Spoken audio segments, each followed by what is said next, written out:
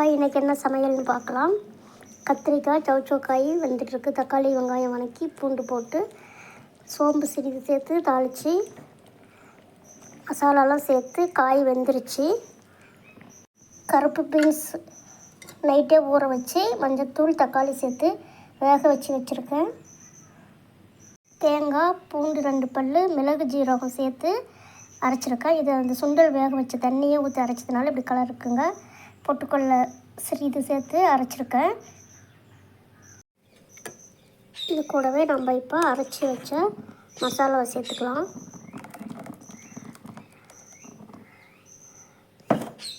சேர்த்து நல்லா கொதித்து வந்ததுன்னா கருப்பு பீன்ஸ் முருங்கைக்காய் சேர்த்த கிரேவி ரெடி ஆயிடுச்சு. தேங்காய் அரைச்சது புளியெல்லாம் சேர்த்து கொதித்து வரட்டும். நுரக்கட்டி சுண்டி வத்த வர வரைக்கும் வெயிட் பண்ணி பார்க்கலாம். ரெடியானதுக்கப்புறம் பார்க்கலாம் வாங்க. இப்போ தான் கொதிக்க ஆரம்பிக்குது.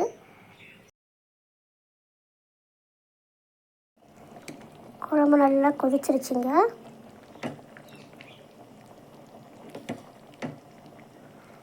கருப்பு பீன்ஸ் முருங்கைக்காய் சேர்த்து குழம்பு சப்பாத்திக்கும் சூப்பராக இருக்கும்.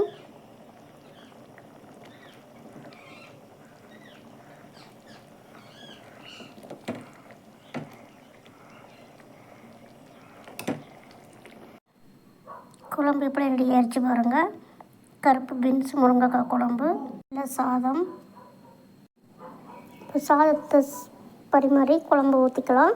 இதுலேயே நான் கொஞ்சம் பீன்ஸ் எடுத்து சுண்டல் மாதிரி செஞ்சுருக்கேங்க. ரசத்துக்கு கூட சாப்பிட்லாம், ஈவினிங் ஸ்நாக்ஸ்க்காக கூட சாப்பிட்டுக்கிறதுக்காக அது கொஞ்சம் செஞ்சுருக்கேன். எப்பயும் போல் நம்ம ஆனியன் கடலைப்பருப்பு தாளிச்சிட்டு மிளகாய்க்கு பதிலாக தூள்களாக சேர்த்துக்கிட்டால் சாதத்து கூட ரசம் சாதம் பிசைஞ்சு சாப்பிடவும் பிடிச்சிக்கும், சூப்பராக இருக்கும். எப்படி இருக்குது பாருங்கள். தனியாத்தூள் மிளகாய்த்தூள் கரம் மசாலா சேர்த்து வெங்காயம் தக்காளி வதக்கி மசாலா பாருங்கள். ரசம் சாதத்து கூட சாப்பிட சூப்பராக இருக்கும். வாங்க நம்ம சப்போட்டா ஜூஸ் போடலாம். பழம்லாம் தோல் எடுக்கிற வெயிலுக்கு சப்போட்டா ஜூஸ் போடலாம் பாருங்கள். இது பழம் நல்லா பழுத்துருச்சு. ஒரு ஏலக்காய் சேர்த்துருக்கேன், அடியில் இருக்குது. பால் காய்ச்சி ஆற வச்சு ஃப்ரிட்ஜில் வச்சுருந்து எடுத்து வச்சுருக்கேன்.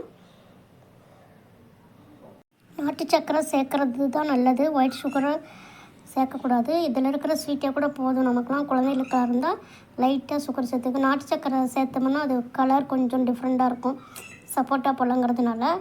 அதனால் லைட்டாக கொஞ்சமாக ஒயிட் சுகர் சேர்த்துக்கிறேன். இன்னும் இதுக்கு ஏற்கனவே ஒரு ஜூஸ்லேயே கமெண்ட் போட்டிருந்தாங்க, யூடியூப் ஸ்டார்ட் பண்ண புதுசில், இவ்வளோ சர்க்கரையை சேர்த்து ஜூஸ் குடித்தா ஹாஸ்பிட்டலுக்கு தான் போகணுன்னாங்க. அது மாதிரி நினச்சிக்காதீங்க பாருங்கள். கொஞ்சம் தான், எனக்கு இந்த பழத்தில் இருக்கிற ஸ்வீட்டே போதும். குழந்தைங்களுக்கு கொடுக்குறதா இருந்தால் கொஞ்சமாக ஒயிட் சுகர் சேர்த்துக்குங்க. நாட்டு சர்க்கரை சேர்க்குறது தான் நல்லது. திரும்பவும் சொல்கிறேன், ஓகேங்களா? இது ஃபஸ்ட்டு அரைச்சி எடுத்துக்கலாம். நல்லா பழுத்துருச்சிங்க பழம், நல்லா மஞ்சிருச்சு. இந்த சமயத்தில் நம்ம பால் சேர்த்துக்கலாம். பால் சேர்த்து ஒரு 2 டைம்ஸ் பிளெண்ட் பண்ணால் போதும். இப்போ நல்லா அரைச்சி எடுத்துருச்சு. இன்னும் கொஞ்சம் லிக்விடாக இருக்கிறதுக்காக நான் இன்னும் கொஞ்சம் மில்க் சேர்த்துக்கிறேன்.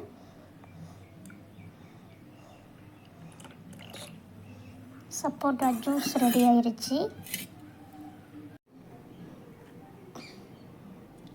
ஜூஸ் ரெடி ஆயிடுச்சு. சப்போட்டா பழம் பால் சேர்த்த ஜூஸ்